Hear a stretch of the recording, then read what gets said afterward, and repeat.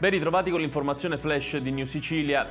In occasione del Consiglio informale dei Ministri dei Trasporti dell'Unione Europea di lunedì prossimo, Matteo Salvini si incontrerà con la Commissaria Europea ai Trasporti per discutere del progetto di costruzione del ponte sullo Stretto di Messina, considerato un collegamento strategico fra la Sicilia e il resto d'Europa.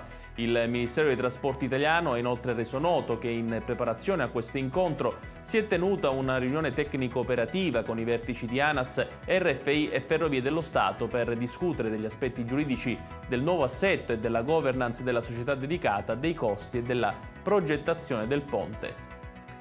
Si è tenuta la riunione della Commissione Ambiente e Territorio dell'Assemblea regionale nella sede del Consorzio Autostrade Siciliane a Messina. L'obiettivo era discutere la situazione delle autostrade siciliane e dei progetti per migliorare la viabilità della regione. Durante l'audizione si è affrontato il tema della messa in sicurezza della tratta e della gestione generale della rete stradale affidata alla concessionaria. In particolare si è annunciato l'avvio della redazione di un piano industriale decennale del valore di circa 2 miliardi di euro che definirà tempi e priorità in funzione del traffico veicolare generato dalla eventuale realizzazione del ponte sullo Stretto.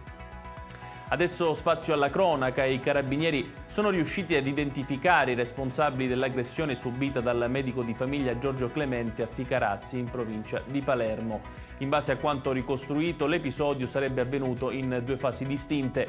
In un primo momento un giovane di 21 anni avrebbe picchiato il medico dopo che quest'ultimo si era rifiutato di rilasciare un certificato per giustificare l'assenza dal lavoro. Successivamente la madre e il fratello del ragazzo si sarebbero presentati in ambulatorio e dopo il rifiuto ulteriore del medico avrebbero danneggiato l'edificio.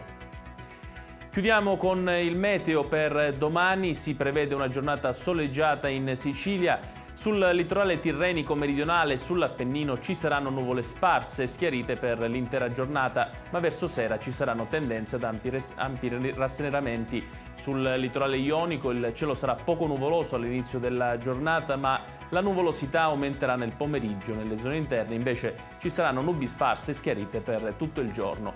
Le temperature sono in netto rialzo, specialmente nelle zone costiere.